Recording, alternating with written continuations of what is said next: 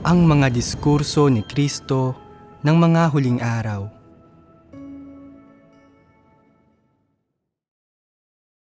Ang saloobing dapat taglayin ng tao sa Diyos.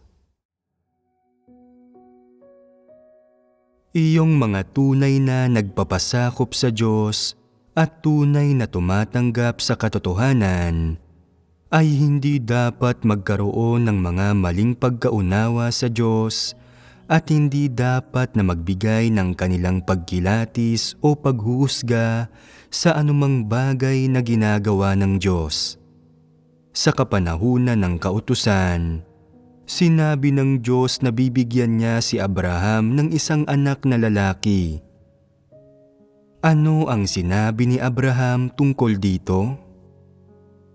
Wala siyang sinabi. Nanampalataya siya sa sinabi ng Diyos. Ito ang saloobin ni Abraham. Gumawa ba siya ng anumang paghuhusga? Nanuya ba siya? Palihim ba siyang gumawa ng anumang bagay? Hindi niya ginawa ito ni hindi siya nanlinlang ng kahit kaunti. Ito ang tinatawag na pagpapasakop. Ito ang tinatawag na pananatiling tapat ng tao sa sariling lugar at sariling tungkulin. Pagdating sa kanyang asawa, si Sarah, hindi ba siya naiiba kay Abraham? Ano ang saloobin niya sa Diyos? Siya ay nangwestiyon, nanuya, hindi nanampalataya, at nanghusga siya at gumawa siya ng kaunting panlilinlang. Ibinigay kay Abraham ang kanyang alipin bilang kalaguyo, ginawa ang gayong hindi makatwirang bagay. Nanggaling ito sa kalooban ng tao. Hindi nanatili sa sarili niyang lugar si Sarah. Pinagdudahan niya ang mga salita ng Diyos at hindi siya nanampalataya sa pagiging makapangyarihan ng Diyos. Ano ang dahilan ng kanyang hindi pananampalataya? May dalawang dahilan at konteksto. Ang isa ay na masyado nang matanda si Abraham noon. Ang isa pa ay na siya rin mismo ay masyado nang matanda at walang kakayahang magdalang tao, kaya't naisip niyang, imposible ito. Paano ito isa sa katuparan ng Diyos? Hindi ba't kakatwa ito? Hindi ba't tila pagbibiro ito sa isang bata? Hindi niya tinanggap o pinaniwalaan ang sinabi ng Diyos bilang katotohanan, kundi itinuring ito bilang isang biro, iniisip na nakikipagbiruan ang Diyos sa mga tao. Ito ba ang tamang saloobin? Ito ba ang saloobin na dapat mayroon ang isang tao sa pagtrato niya sa lumikha? Kaya nanatili ba siya sa kanyang lugar? Hindi siya nanatili dahil itinuring niyang biro ang mga salita ng Diyos at hindi bilang katotohanan, at dahil hindi pinaniwalaan ang sinabi ng Diyos o kung ano ang gagawin niya, kakatwa ang ikinilos niya na nagdulot ng magkakasunod na mga kahihinatnan na nanggaling lahat sa kalooban ng tao. Ang diwa ng sinabi niya ay, kaya ba itong gawin ng Diyos? Kung hindi, dapat akong kumilos upang makatulong na matupad ang mga salitang ito ng Diyos. Sa kanyang kalooban, may mga maling pagkaunawa, paghusga, haka-haka at katanungan na bahaging lahat ng paghihimagsik laban sa Diyos mula sa isang taong may tiwaling disposisyon. Ginawa ba ni Abraham ang mga bagay na ito? Hindi niya ginawa, at kung kaya't iginawad sa kanya ang pagpapalang ito. Nakita ng Diyos ang saloobin ni Abraham sa kanya, ang kanyang may takot sa Diyos na puso, ang kanyang katapatan, ang kanyang tunay na pagpapasakop, at bibigyan siya ng Diyos ng anak na lalaki upang maging ama siya ng maraming bayan. Ito ang ipinangako kay Abraham at si Sarah ay nakinabang ng hindi inaasahan dito. Sa makatwid, napakahalaga ng pagpapasakop. May pangungwestiyon bang nakapaloob sa pagpapasakop? Kung mayroon, maituturing pa rin ba ito bilang tunay na pagpapasakop? Maibibilang ba ito kung may napapasaloob ditong pagsusuri at paghatol? At kung sinusubukan ng isang tao na maghanap ng kapintasan, lalo pa itong hindi maibibilang. Sa gayon, ano ang naipapamalas at naihahayag at ano ang pag-uugali na napapaloob sa pagpapasakop na ganap na nagpapatunay rito na totoo? Ang tunay na pananampalataya ay isang bagay.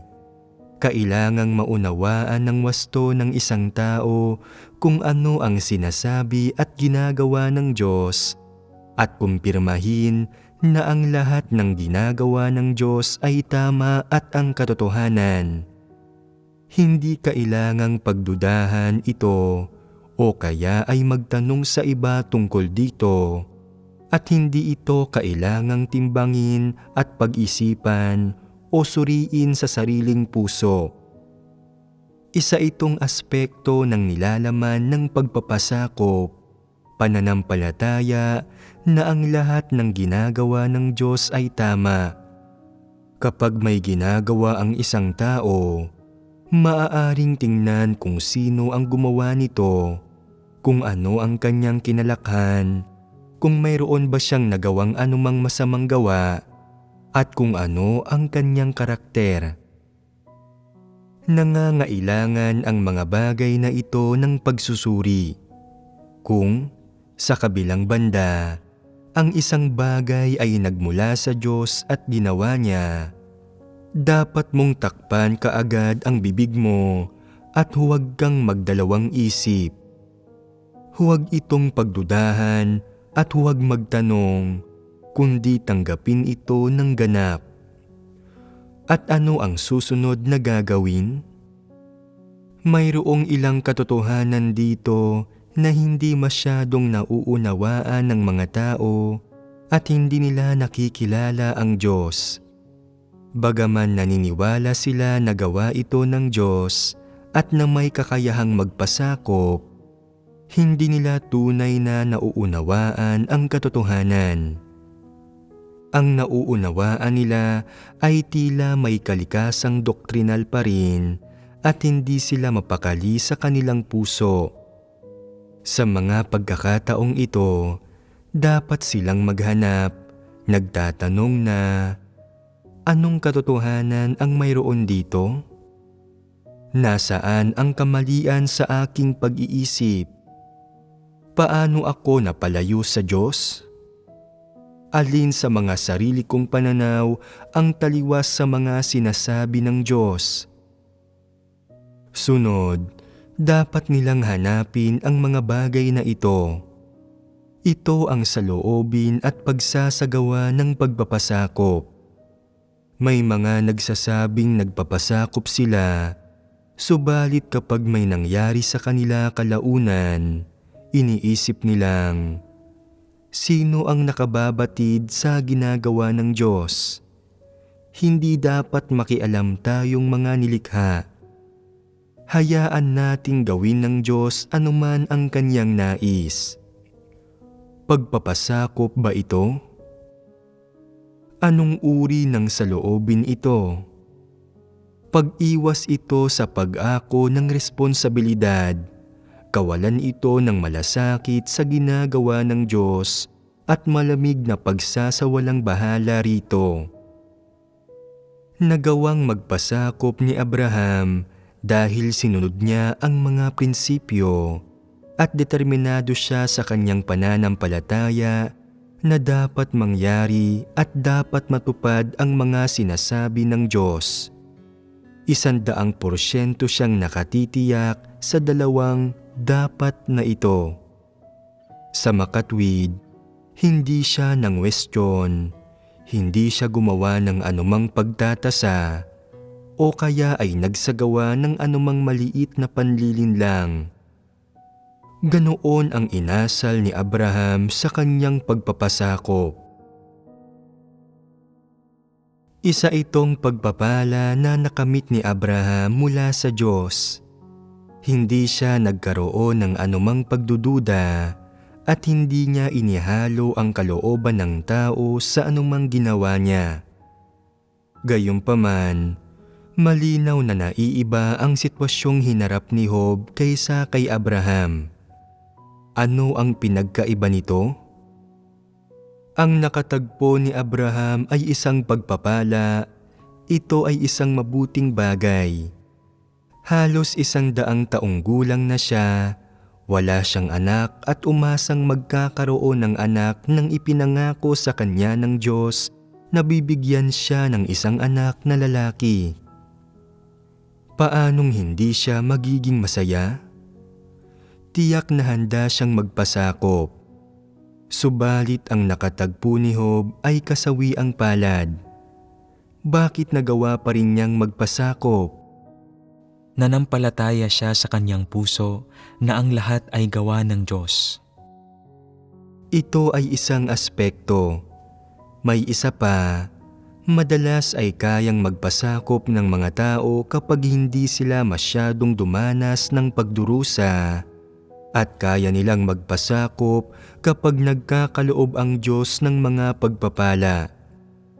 Subalit kapag inaalis ng Diyos ang mga ito, hindi na madali para sa kanila ang magpasakop. Pagdating kay Job, anong uri ng pananaw ang mayroon siya? Anong uri ng pagkamakatwiran ang taglay niya? Anong mga katotohanan ang naunawaan niya? O anong aspekto ng pagkaunawa sa Diyos ang nasa kanya para matanggap niya at makapagpasakop siya sa kasawiang palad na iyon? Nanampalataya siya na ang lahat ng bagay na ginagawa ng Diyos ay mabuti. Nanampalataya siya sa puso niya na ang lahat ng bagay na mayroon siya ay ibinigay ng Diyos, hindi bunga ng sarili niyang pagsisikap. Ang pagbawi ng Diyos dito ay awtoridad din ng Diyos. Taglay niya ang ganitong uri ng pagkamakatwiran, kaya't nagawa niyang tumanggap at magpasakop. Kung nananampalataya ang mga tao na mabuti ang lahat ng ginagawa ng Diyos, madali para sa kanila ang magpasakop. Subalit madali pa rin bang magpasakop kapag tila lahat ng ginagawa ng Diyos ay naghahatid ng kasawiang palad sa mga tao? Alin ang mas nagpapahiwatig ng tunay na pagpapasakop? Ang nagagawa pa ring magpasakop kapag tila ang lahat ng ginagawa ng Diyos ay naghahatid ng kasawiang palad sa mga tao. Kaya anong uri ng pagkamakatwiran at katotohanan ang tinaglay ni Job para magawa niyang tanggapin ang kasawiang palad na iyon? Tunay na tinrato ni Job ang Diyos bilang Diyos. Naunawaan ni Job na ang Diyos ay hindi lang ang isa na nagkakaloob ng mga pagpapala at biyaya. Kahit na kapag binabawi niya, siya pa rin ay Diyos. Naunawaan rin ni Job na kahit pa nakatatagpo ng mga kalamidad ang isang tao, ito ay dahil pinahihintulutan ito ng Diyos. Ano man ang gawin ng Diyos, nananatili siyang Diyos at dapat palagi siyang sambahin ng mga tao. Pangunahin ay may kaunting pagkaunawa si Job sa Diyos at maayos na inilugar ang kanyang sarili. Kinilala niya na hindi magbabago ang diwa ng Diyos dahil lang nagbabago ang mga tao, pangyayari at bagay-bagay. Na ang diwa ng Diyos ay palagi at magpakailanman na diwa ng Diyos, hindi ito nagbabago. Hindi ito na Kung nagkakaloob ang Diyos ng mga pagpapala sa mga tao, Diyos siya, at na kung lahat ng kanyang ginagawa ay naghahatid ng kalamidad sa mga tao, nagdudulot ng pagdurusa at kaparusahan sa kanila o lilipol sa kanila, nagbabago ang kanyang diwa at tumitigil siya sa pagiging Diyos. Hindi kailanman nagbabago ang diwa ng Diyos. Hindi rin nagbabago ang diwa ng tao. Ibig sabihin, ang kalagayan at diwa ng tao bilang isang nilikha ay hindi kailanman magbabago. Kahit kaya mong matakot sa Diyos at makilala siya, isa ka pa ring nilikha. Hindi nagbabago ang iyong diwa. Ipinaranas ng Diyos kay Job ang gayong napakalalaking pagsubok, subalit nagawa pa rin ni Job na magpasakop at hindi magreklamo. Bukod sa pagkakaroon ng kaunting kaalaman sa Diyos, ano ang pinakamalaki niyang kalakasan na nagbigay sa kanya ng kakayahang magpasakop at hindi magreklamo? Ito ay naalam niya na ang mga tao ay palaging magiging mga tao, paano man sila tratuhin ng Diyos ay ganap na tama. Sa simpleng salita, paano ka man tratuhin ng Diyos ay ang paraan kung paano ka dapat tratuhin. Hindi ba nito ipinaliliwanag ang mga bagay-bagay? Huwag mong hingin kung paano ka dapat tratuhin ng Diyos, kung anong mga pagpapala ang dapat niyang ibigay sa iyo, o kung anong mga pagsubok ang dapat niyang iparanas sa iyo, at kung ano ang dapat na maging kahalagahan ng kanyang gawain sa iyo. Hindi mo dapat hingin ang mga bagay na ito. Hindi makatwiran na hingin mo ang mga bagay na ito. Sa mga panahon ng kapayapaan at katiwasayan, sinasabi ng ilang tao na mabuti ang anumang ginagawa ng Diyos, subalit hindi nila ito matanggap kapag may nangyayaring hindi tugma sa kanilang mga kuro-kuro. Dapat itong lutasin sa pamamagitan ng katotohanan. Ano ang katotohanan ito? Ito ay ang pagiging matatag sa iyong sariling posisyon. Paano ka man tratuhin ng Diyos ay nararapat at walang pagkakamali. Kahit paano ka pa tinatrato ng Diyos, siya pa rin ang Diyos. Hindi dapat humingi ang mga tao sa Kanya. Huwag mong tasahin ang pagiging tama ng Diyos at huwag mong tasahin ang mga dahilan, layon o kahalagahan ng Kanyang mga kilos. Hindi kailangan ng mga bagay na ito ang iyong pagtatasa. Ang responsibilidad at tungkulin mo ay ang maging matatag sa iyong posisyon bilang isang nilikha at hayaan ang Diyos na mamatnugot ayon sa Kanyang kalooban.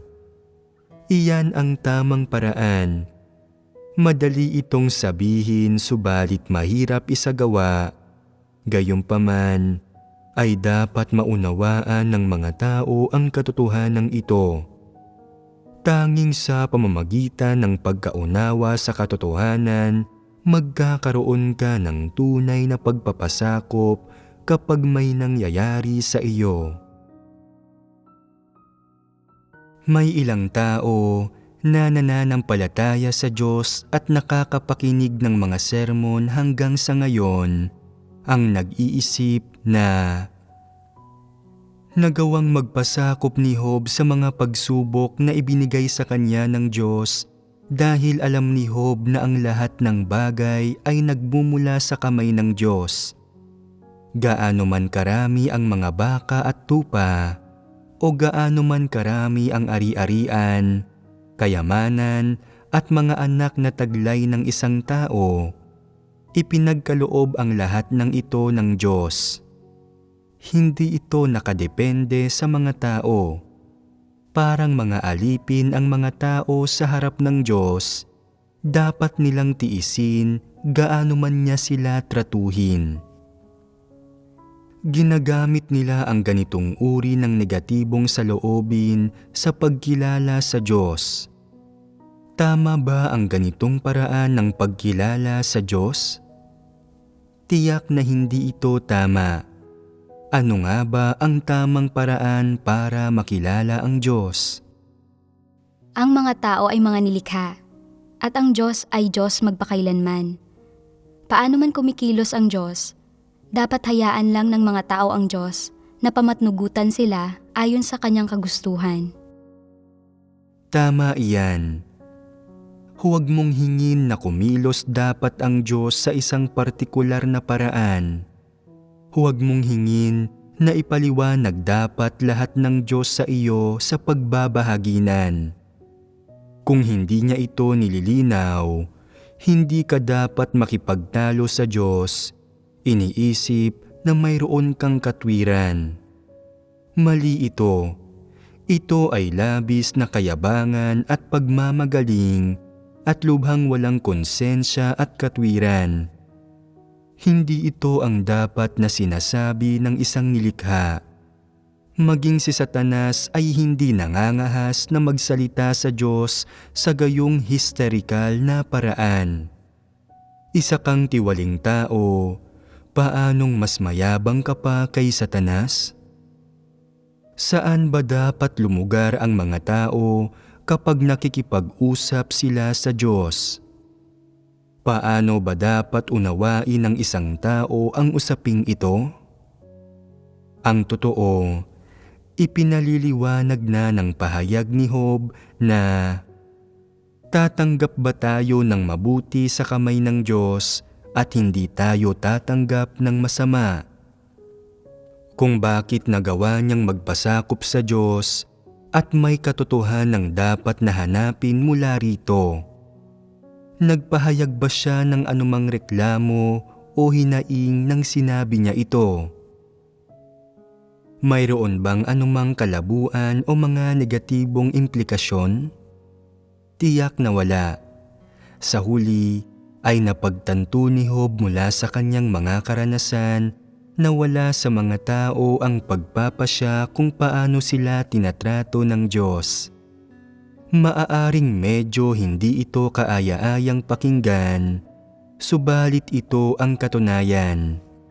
Isinaayos ng Diyos ang tadhana ng bawat isa para sa buong buhay nila.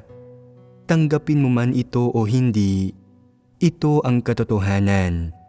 Hindi mo mababago ang iyong tadhana. Ang Diyos ang lumikha at dapat kang magpasakop sa lahat ng kanyang pamamatnugot at pagsasaayos. Kahit ano pa ang ikilos ng Diyos ay tama dahil siya ang katotohanan at siya ang kataas-taasang kapangyarihan sa lahat ng bagay at dapat na magpasakop ang mga tao sa Kanya. Kabilang ka sa lahat ng bagay na ito at kabilang dito ang lahat ng nilikha. Kaninong kasalanan kung gayon na palagi mong gustong lumaban? Problema mo ito. Palagi mong gustong maghanap ng mga dahilan at maghanap ng kapintasan. Tama ba ito? Gusto mo palaging makatanggap ng mga pagpapala at pakinabang mula sa Diyos. Tama ba ito? Wala sa mga ito ang tama. Kinakatawan ng mga pananaw na ito ang maling kaalaman at pagkaunawa sa Diyos. Mismong dahil mali ang iyong pananaw sa pananampalataya sa Diyos, hindi maiiwasang makikipagtagisan, makikipagtalo at sasalungat ka sa Diyos sa tuwing nahaharap ka sa ilang sitwasyon. Palaging iniisip na maling gawin ito ng Diyos, hindi ko ito nauunawaan. Magpoprotesta ang lahat sa paggawa niya nito ng ganoon. Hindi gawain ng Diyos ang gumawa ng ganoon. Subalit ang usaping ito ay hindi tungkol sa kung ano ang Diyos. Ano man ang ginagawa ng Diyos, siya pa rin ang Diyos. Kung wala ka ng ganitong katwiran at ng ganitong pagkaunawa, palaging nagsisiyasat at nagsasapantaha kapag may mga nangyayari sa iyo bawat araw. Ang resulta ay na makikipagtalo ka lang at sasalungat sa Diyos sa bawat pagkakataon at hindi mo magagawang makawala sa kalagayang ito. Subalit kung taglay mo ang pagkaunawang ito at lumalagay ka sa lugar ng isang nilikha, at kapag nahaharap ka sa mga sitwasyon ay ikinukumpara mo ang iyong sarili sa aspektong ito ng katotohanan at isinasagawa ito at pumapasok rito, madaragdagan ang panloob na takot mo sa Diyos sa paglipas ng panahon. Hindi sinasadyang mapagtatanto mo na lumalabas na hindi mali ang ginagawa ng Diyos. Lahat ng ginagawa ng Diyos ay mabuti. Hindi kinakailangang siyasatin at suriin ito ng mga tao. Magpasailalim ka lang sa pamamatnugot ng Diyos. At kapag nabatid mo sa sarili mong hindi mo kayang magpasakop sa Diyos o tanggapin ang kanyang mga pamamatnugot, makararamdam ng pagsaway ang iyong puso. Hindi ako naging isang mabuting nilikha. Bakit hindi na lang ako magpasakop? Hindi ba ito nagpapalungkot sa lumikha? Habang mas ninanais mo na maging isang mabuting nilikha, mas lumalago ang iyong pagkaunawa at kalinawan sa aspektong ito ng katotohanan. Subalit habang mas iniisip mo ang iyong sarili bilang isang mahalagang tao, naniniwala na hindi ka dapat tratuhin ng Diyos ng ganito, na hindi ka niya dapat pagsabihan ng ganoon, na hindi ka niya dapat pungusan at pamatnugutan ng ganoon, may problema ka. Kung marami kang hinihingi sa Diyos sa iyong puso, kung pakiramdam mo ay may maraming bagay na hindi dapat ginawa ng Diyos, tumatahak ka sa maling landas. Lalabas ang mga kuro-kuro, panghuhusga at panlalapastangan, at hindi ka malayo sa paggawa ng kasamaan.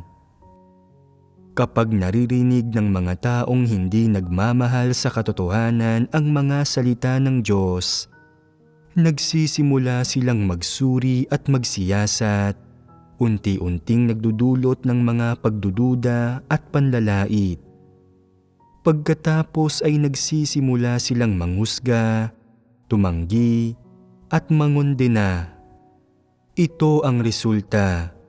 Masyadong napakaraming tao ang tumatrato sa Diyos ng ganito, na dulot lahat ng kanilang tiwaling disposisyon. Palaging iniisip ng ilang tao na isa akong tao. Totoo na ang Diyos ang lumikha, subalit dapat niya akong igalang at unawain.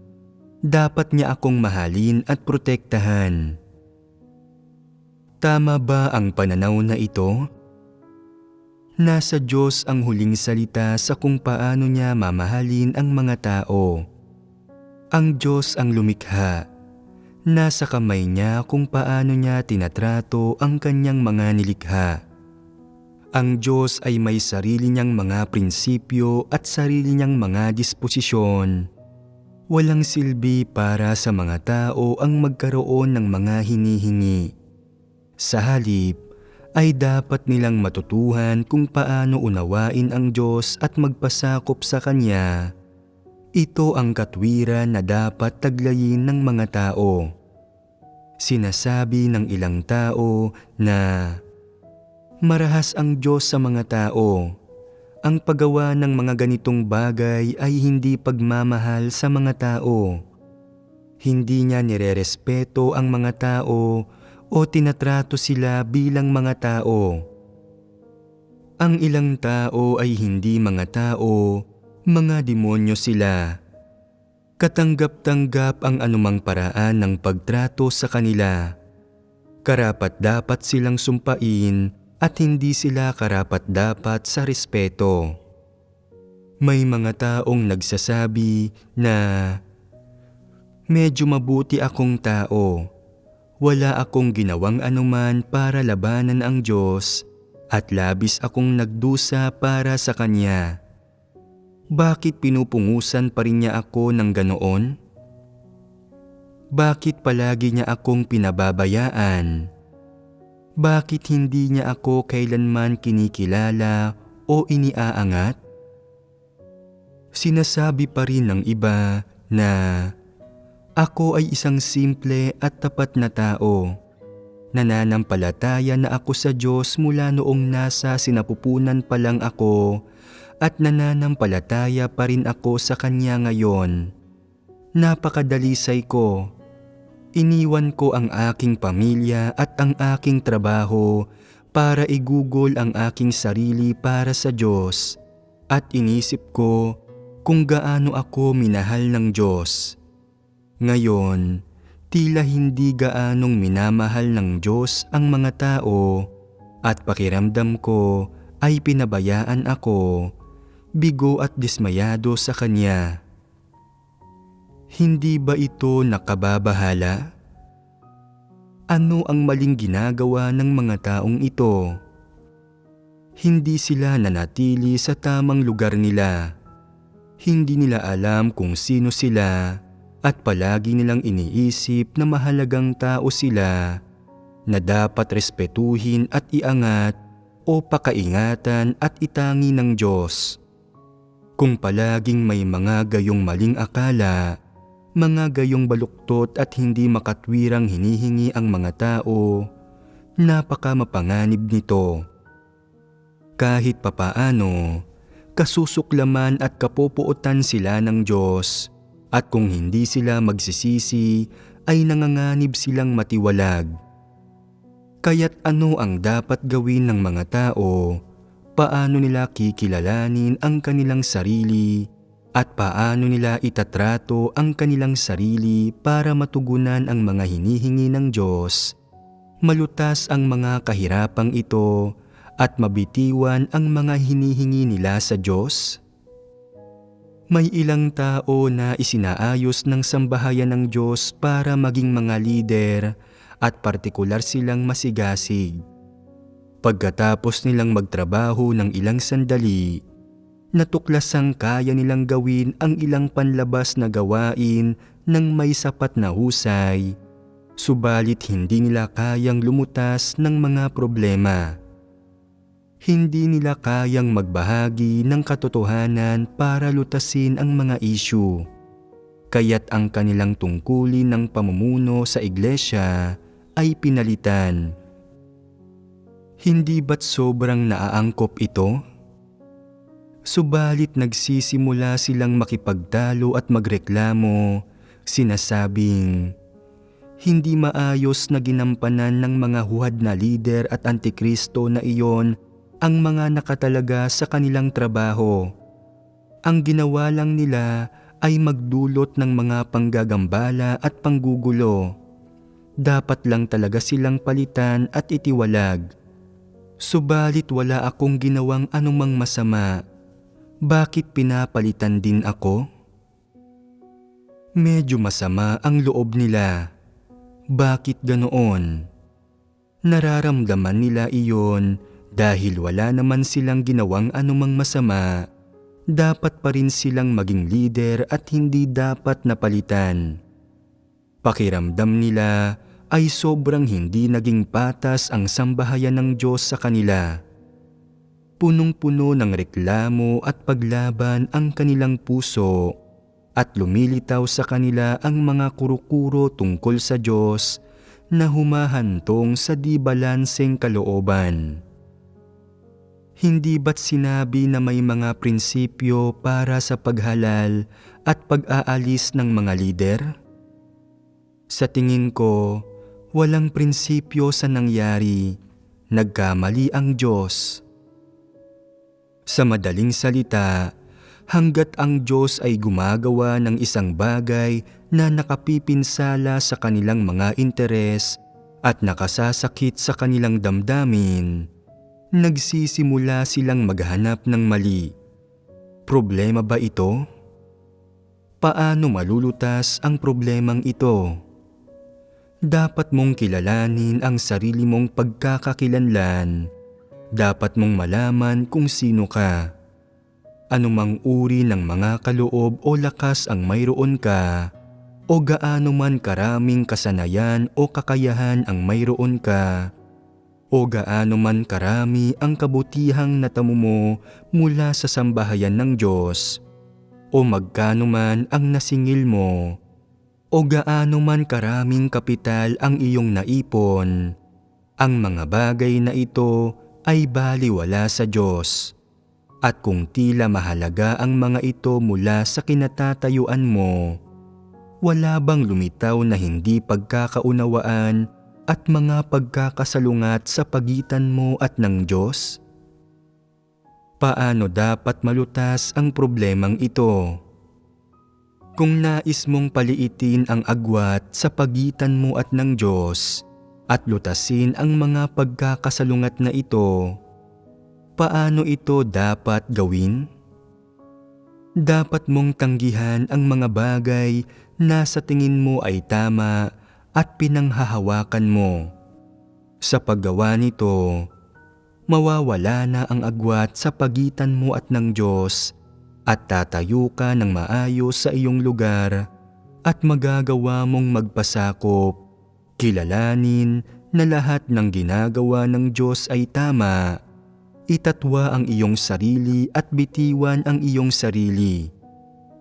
Hindi mo na ituturing ang kabutihang nakuha mo na isang uri ng kapital, ni hindi mo na susubukan na magtakda ng mga kondisyon sa Diyos o humingi sa Kanya o humiling sa Kanya ng gantimpala. Sa pagkakataong ito, mawawala na ang iyong mga paghihirap.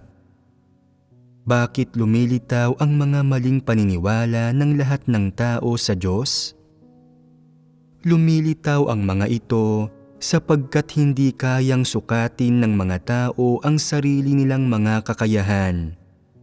Para mas tumpak, hindi nila alam kung anong uri sila ng mga bagay sa paningin ng Diyos.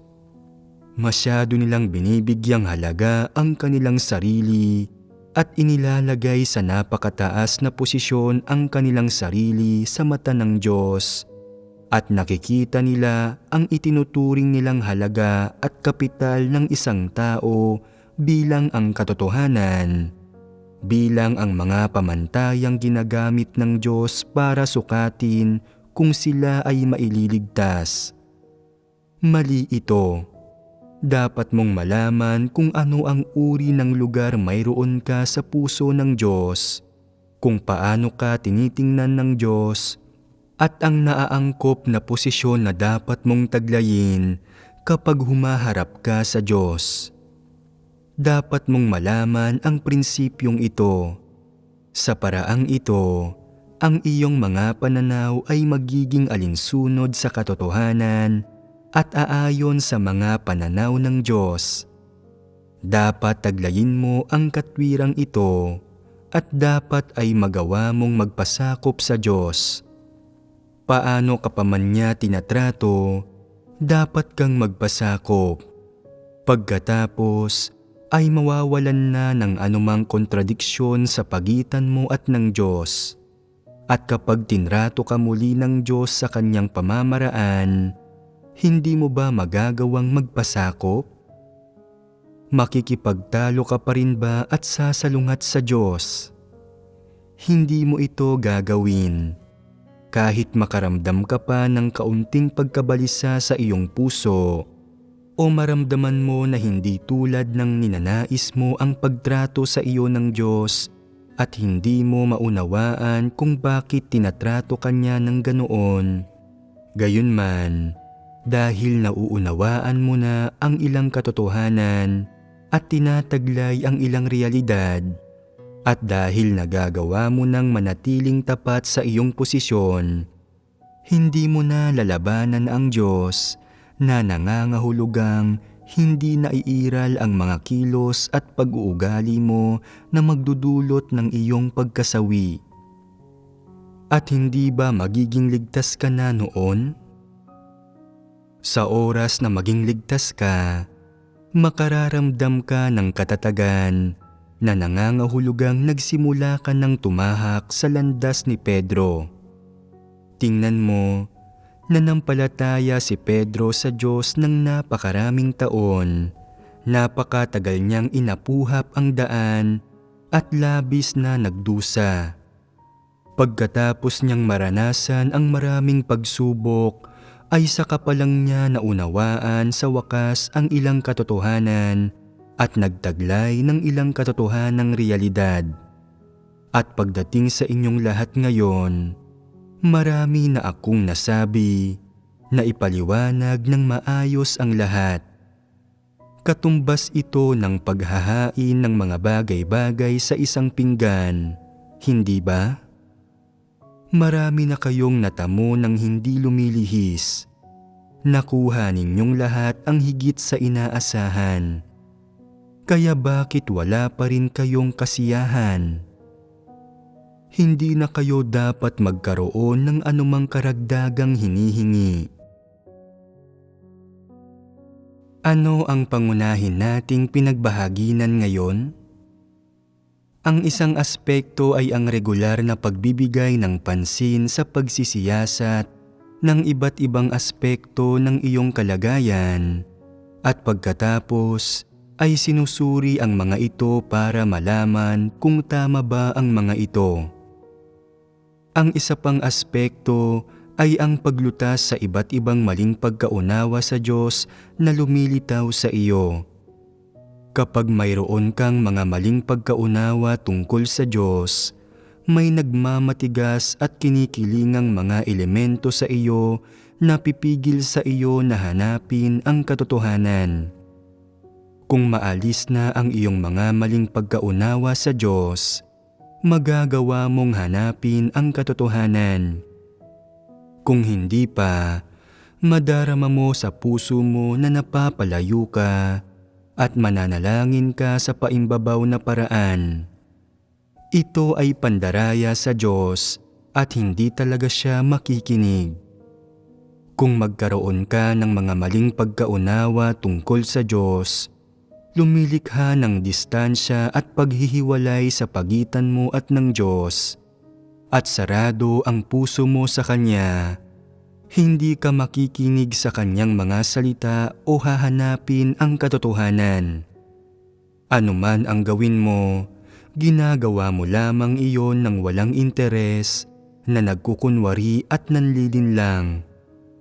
Kapag nalutas ang mga maling pagkaunawa ng tao sa Diyos at nalampasan niya ang sagabal na ito, igagalang niya ang bawat salita at hinihingi ng Diyos ng may katapatan at lalapit sa Kanya ng taimtim at ng may matapat na puso.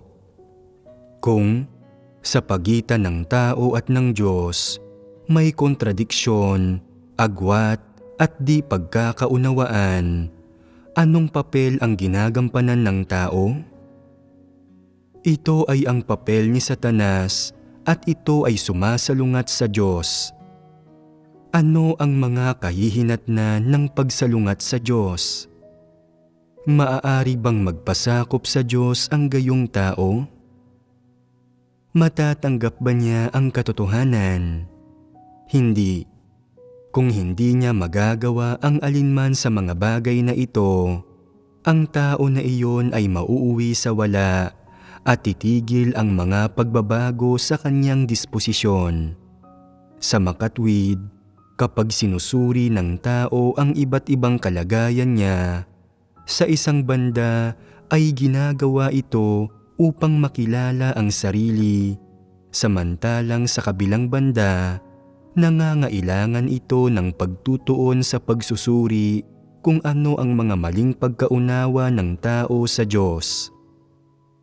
Ano ang napapaloob sa mga maling pagkaunawang ito? Mga kuro-kuro imahinasyon, paglilimita, pagdududa, pagsisiyasat, at pagbabaka sakali. Pangunahin ang mga bagay na ito.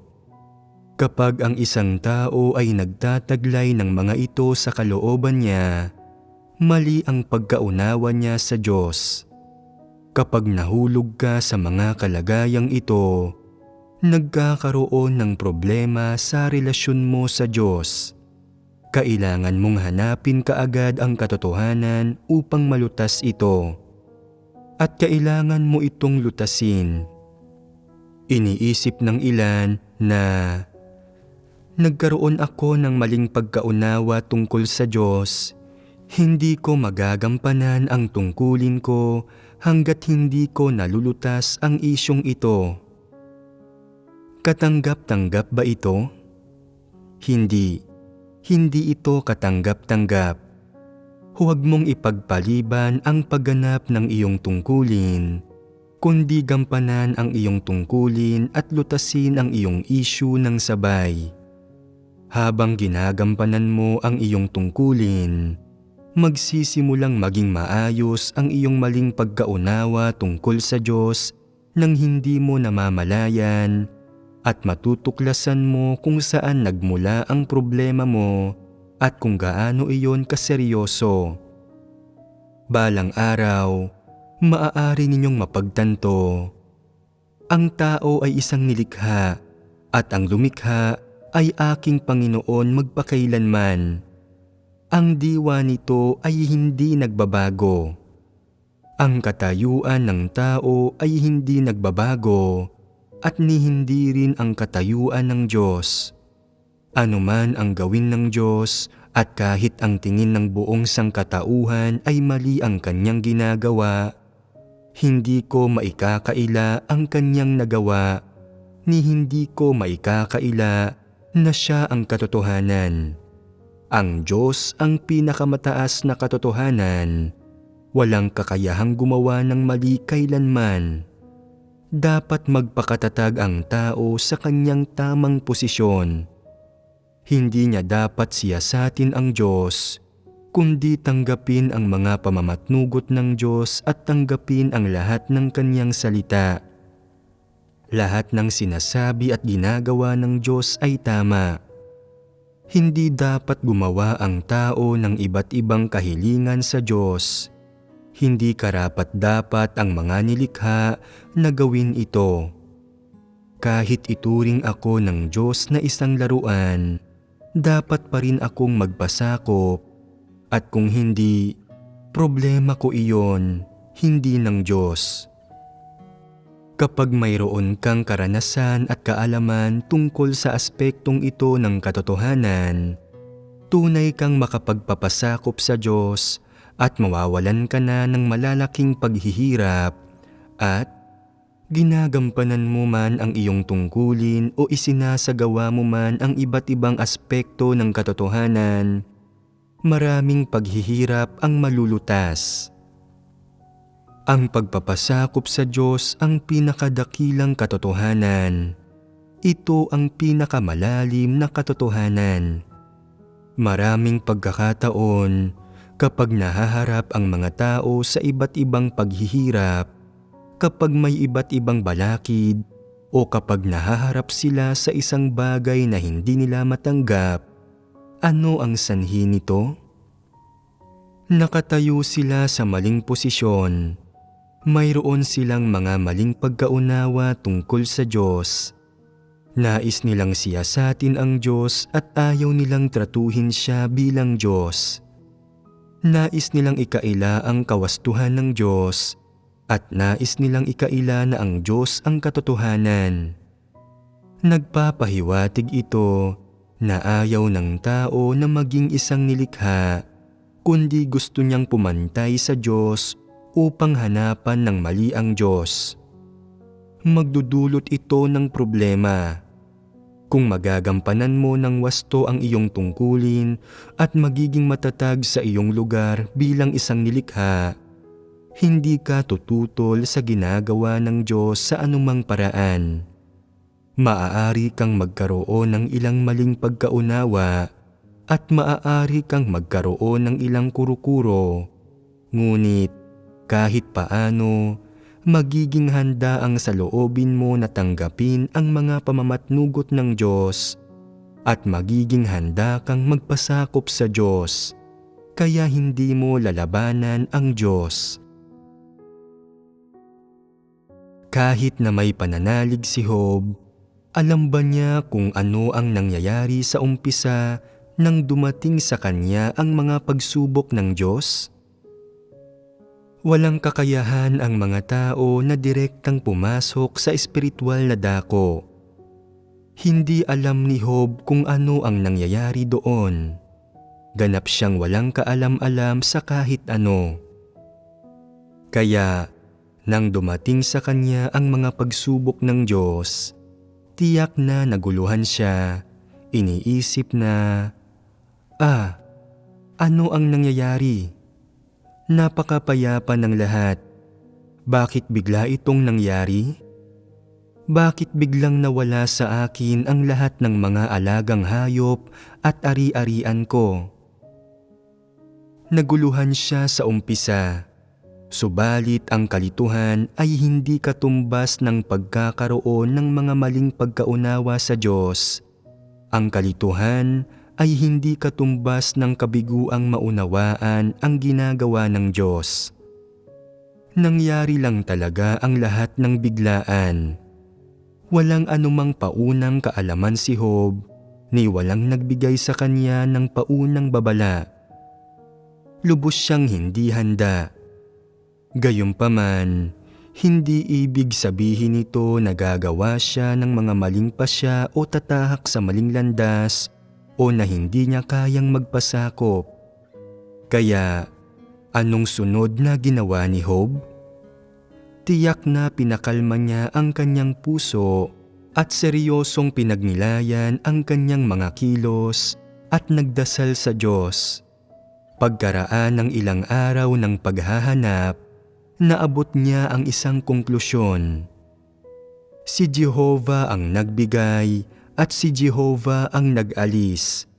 Purihin ang pangalan ni Jehovah.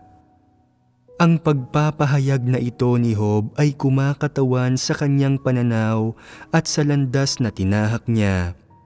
Bagaman sa umpisa ay naguluhan si Job nang dumating sa kanya ang mga pagsubok, alam niya na gawa ito ng Diyos at hindi ng kalooban ng tao. Nang walang pahintulot ng Diyos, walang sino man ang makagagalaw sa kung ano ang ibinigay ng Diyos sa mga tao, kahit pa si Satanas. Sa panlabas, tila may kaunting maling pagkaunawa si Job sa kung ano ang ginagawa ng Diyos. Hindi niya alam kung bakit nangyayari ito sa kanya o ano ang ibig sabihin ng Diyos dito. Hindi niya lubos na naunawaan. Subalit ang kanyang maling pagkaunawa ay hindi isang pagtanggi o pangungwestiyon sa ginagawa ng Diyos. Ang maling pagkaunawa ni Job ay ang uri na katanggap-tanggap sa Diyos. Kasunod nito, agad niyang napagtanto na nilayon ng Diyos na si Jehovah na kunin ang lahat ng mayroon siya at natama ang ginagawa ng Diyos. Kaagad siyang lumuhod para tanggapin ito. Maaabot ba ng mga ordinaryong tao ang antas na ito? Hindi nila maaabot. Kahit gaano pa naguluhan si Job ng oras na iyon o gaano katagal ang inabot niya bago lumuhod at tinanggap ang lahat ng dumating sa kanya, ang saloobin niya ay palaging lumugar sa posisyon ng isang nilikha. Sa pagharap sa mga pangyayaring ito, hindi niya sinabi na, "Mayaman ako at napakarami kong mga alipin. Paanong basta na lang aalisin sa akin ang mga bagay na ito ng ganoon lang? Kailangan kong sabihin sa mga alipin ko na bawiin agad ang mga iyon."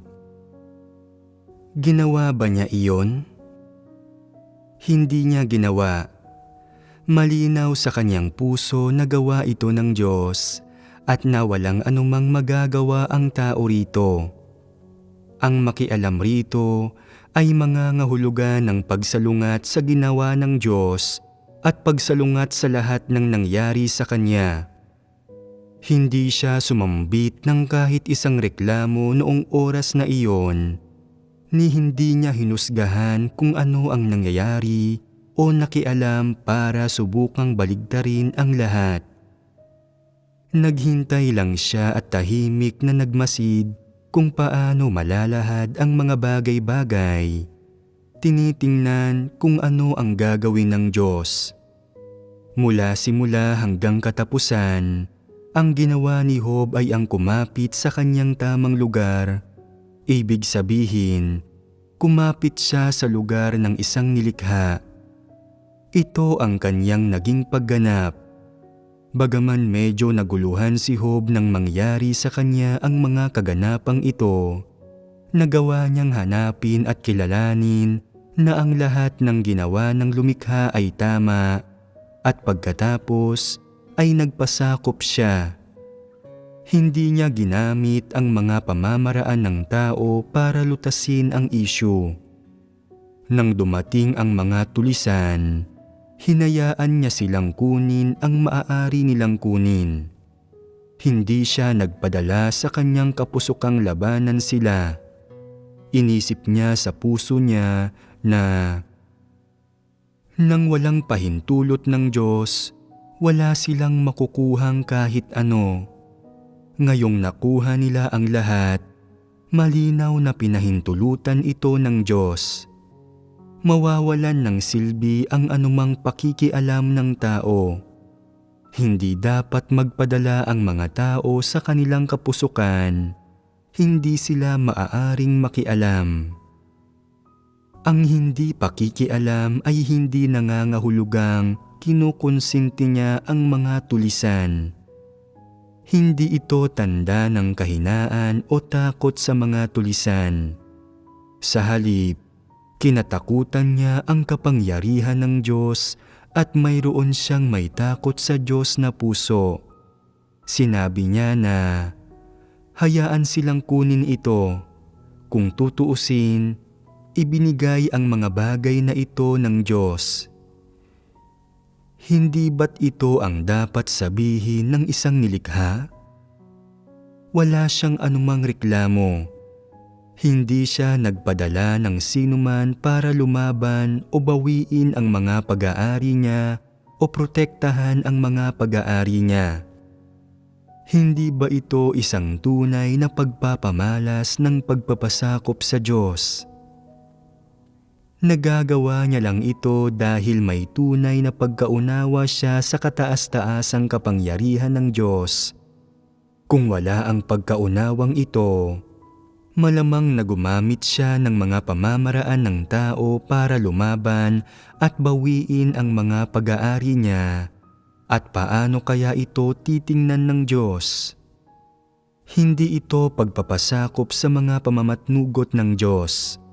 Wala itong pagkaunawa sa mga bagay-bagay na ginawa ng kapangyarihan ng Diyos at mawawalan ng kabuluhan ang pananampalataya sa Kanya nitong mga nagdaang taon. Ang pagiging masaya kapag nagbibigay ang Diyos subalit sumasama ang loob kapag binabawi niya ang mga bagay-bagay. Nag-aalinlangan at nagnanais na bawiin ng pwersahan ang mga ito. Hindi pagiging kontento sa kung ano ang ginagawa ng Diyos. Ayaw na mawala ang mga bagay na ito. Tinatanggap lang ang mga gantimpala, subalit hindi ang kanyang mga pagkakait. Ayaw magpasakop sa mga pamamatnugot ng kamay ng Diyos. Pagkilos ba ito mula sa posisyon ng isang nilikha? Ito ay paghihimagsik, ito ay pagsalungat. Hindi ba't madalas na ipinakikita ng mga tao ang mga pag-uugaling ito? Ganap na kabaligtaran ito ng ginawa ni Job. Paano ipinahayag ni Job na kaya niyang katakutan si Jehovah sa kalagayan ng isang nilikha magpasakop at tanggapin ang mga pagsubok ng Diyos at tanggapin kung ano ang ipinagkaloob sa kanya ng Diyos. Tumangis ba siya? Nagreklamo ba siya? Gumamit ba siya ng lahat ng uri ng pamamaraan at sistema ng tao para bawiin ang lahat? Hindi. Hinayaan niya ang Diyos na kumuha ng malaya. Hindi ba ito pagkakaroon ng pananalig? May tunay siyang pananalig, tunay na pagkaunawa at tunay na pagpapasakop. Walang isa man sa mga bagay na ito ang simple. Kinakailangan ng lahat ng mga ito ng partikular na dami ng oras para maranasan, mahanap at matanggap. Naipakita lang ni Job ang mga pagpapamalas na ito nang maabot niya ang partikular na antas ng pagkaunawa sa lumikha. Ano ang sinabi ni Job sa huli? Si Jehovah ang nagbigay at si Jehovah ang nagalis. Purihin ang pangalan ni Jehovah. At ano ang sinabi ng asawa ni Job? Sumpain mo ang Diyos at mamatay ka. Ang ibig niyang sabihin ay, huwag ka nang manampalataya. Kung ang Diyos talaga ang sinasampalatayanan mo, bakit ka nahaharap sa mga kalamidad? Hindi ba ito paghihiganti? Wala kang ginawang anumang mali. Bakit nangyayari ito sa iyo? Marahil mali ang pananalig mo? Paano tinugunan ni Job ang kanyang asawa? Sinabi niya na, ikaw ay nagsasalita na gaya ng pagsasalita ng isa sa mga hangal na babae. Sinabi ni Job na hangal ang kanyang asawa, na wala siyang tunay na pananalig at pagkaunawa sa Diyos, kaya nakapagsasalita siya ng mga salita ng pagsuway laban sa Diyos. Hindi kilala ng asawa ni Job ang Diyos. Nang nangyari ang gayong kalaking bagay na malinaw na gawa ng Diyos, nakamamanghang hindi niya ito nakilala at pinayuhan pa si Job, sinasabi na, mali ang tinatahak mong landas, huwag ka nang manampalataya at abandonahin mo ang Diyos mo. Nakagagalit marinig ang bagay na ito. Bakit niya hinikayat si Job na abandonahin ang Diyos? Dahil nawala sa kanya ang kanyang mga ari-arian at hindi na niya mapakinabangan ang mga ito. Mula sa pagiging isang mayamang babae ay naging isa siyang dukha na walang anumang pagmamay-ari. Hindi niya ikinasaya ang pagkakait ng Diyos. Kaya sinabihan niya si Job na huwag nang manampalataya, na may implikasyon na hindi na ako nananampalataya at hindi ka na rin dapat nananampalataya. Tinanggalan ang isang lubos na mabuting sambahayan, iniwan tayong walang-wala. Sa isang kisap mata, nawala sa atin ang lahat, ang ating kayamanan ay naging karukhaan. Ano ang punto ng pananampalataya sa gayong Diyos? Huwag ka nang manampalataya. Hindi ba't mga hangal na salita ang mga ito? Ganito siya gumanap. Nakinig ba si Job sa kanya? Hindi siya nakinig. Hindi nailigaw o nagulo si Job ng kanyang asawa, ni hindi tinanggap ni Job ang mga pananaw niya. Bakit hindi? Dahil sumunod si Job sa isang pahayag. Tatanggap ba tayo ng mabuti sa kamay ng Diyos at hindi tayo tatanggap ng masama? Inisip niya na lubhang normal ang lahat ng ito. Paano man kumikilos ang Diyos ay tama. Dapat lang itong tanggapin ng mga tao. Hindi dapat nananampalataya ang mga tao sa Diyos para lang maghanap ng mga pagpapala.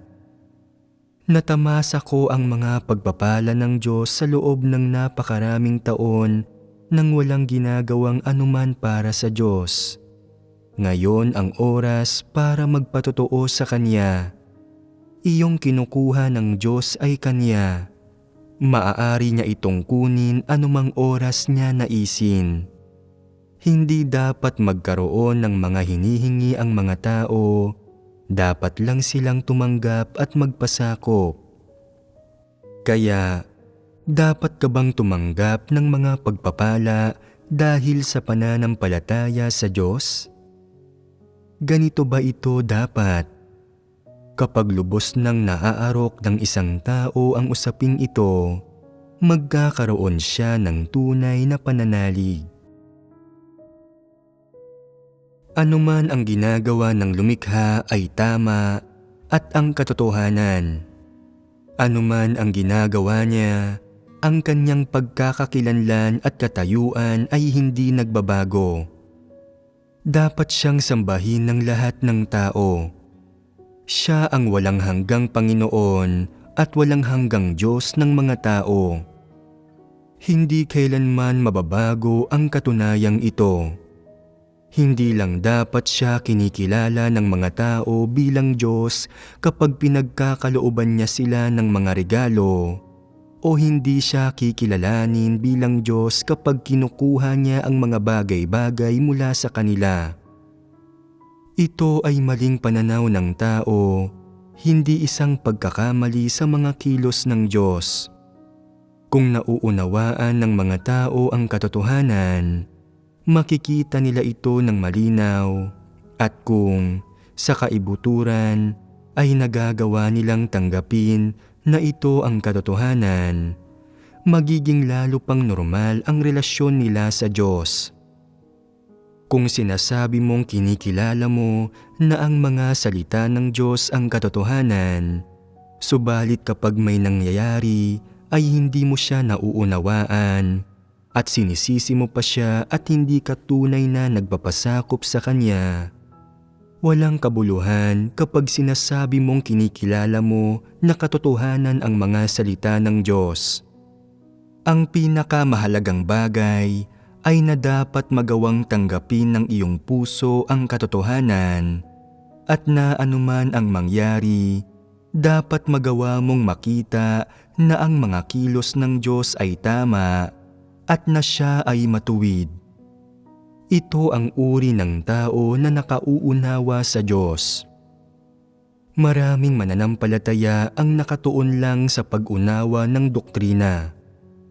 Kinikilala nila ang espiritual na teorya, subalit kapag may nangyayari sa kanila, hindi nila tinatanggap ang katotohanan at hindi sila nagpapasakop.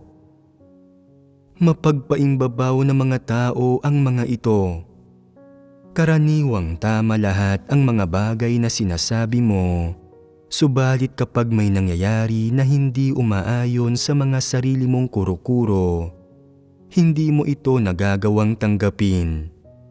Nakikipagtalo ka sa Diyos, iniisip na hindi dapat ginawa ng Diyos ang ganito o ganyan. Hindi ka makapagpasakop sa gawain ng Diyos at hindi mo hinahanap ang katotohanan o pinagnilayan ang iyong paghihimagsik. Ibig sabihin nito na hindi ka mapagpasakop sa Diyos. Gusto mo palaging makipagtalo sa Diyos, iniisip mo palagi na nakahihigit ang iyong mga argumento kaysa sa katotohanan, na kung maibabahagi mo ito sa entablado, maraming tao ang susuporta sa iyo. Subalit kahit maraming tao pa ang sumusuporta sa iyo, lahat sila ay mga tiwaling tao. Hindi ba't mga tiwaling tao ang lahat ng mga sumusuporta at ang sinusuportahan? Hindi ba't silang lahat ay walang katotohanan? Kahit sinuportahan ka pa ng buong sangkatauhan at sinalungat ang Diyos, magiging tama pa rin ang Diyos. Magiging mali pa rin ang sangkatauhan na naghimagsik at lumaban sa Diyos. Isa lang ba itong pagpapahayag? Hindi. Ito ay ang katunayan. Ito ay ang katotohanan. Dapat madalas na pagnilayan at danasin ng mga tao ang aspektong ito ng katotohanan. Ginawa ng Diyos ang kanyang gawain sa 3 yugto at maraming tao ang sumalungat sa bawat yugtong ito. Tulad ng dumating ang Panginoong Hesus para gawin ang gawain niya ng pagtutubos, bumangon laban sa kanya ang buong Israel. Subalit ngayon, ang sangkatauhan ay may bilyon-bilyong katao na kumikilalang lahat sa Panginoong Hesus bilang ang tagapagligtas. Laganap sa buong mundo ang kanyang mga mananampalataya. Tinubos na ng Panginoong Hesus ang buong sangkatauhan. Isa itong katunayan. Gustuhin man itong itanggi ng mga mamamayan ng alinmang bansa, wala itong magagawa. Kahit paano pa sinusuri ng mga tiwaling tao ang gawain ng Diyos, ang gawain ng Diyos at ang mga katotohanan na sinasabi ng Diyos ay palaging matuwid at tama. Kahit gaano pa karaming tao sa buong sangkatauhan ang bumangon laban sa Diyos, wala itong saysay. Tama ang lahat ng ginagawa ng Diyos. Hindi siya gumagawa ng kahit pinakamaliit na pagkakamali. Dahil walang katotohanan ang mga tiwaling tao at ganap na hindi nakikita ng malinaw ang kabuluhan at diwa ng gawain ng Diyos, wala sa mga sinasabi nila ang umaayon sa katotohanan. Kahit ibuod mo pa ang lahat ng teorya ng sangkatauhan, hindi pa rin magiging katotohanan ang mga ito. Hindi mahihigitan ng mga ito ang alinman sa mga salita ng Diyos o alinmang salita ng katotohanan. Ito ay isang katunayan. Kung hindi ito nauunawaan ng mga tao, dapat nila itong unti-unting maranasan. Ano ang paunang kinakailangan para sa karanasang ito? Dapat mo munang kilalanin at tanggapin na ang mga salita ng Diyos ay ang katotohanan.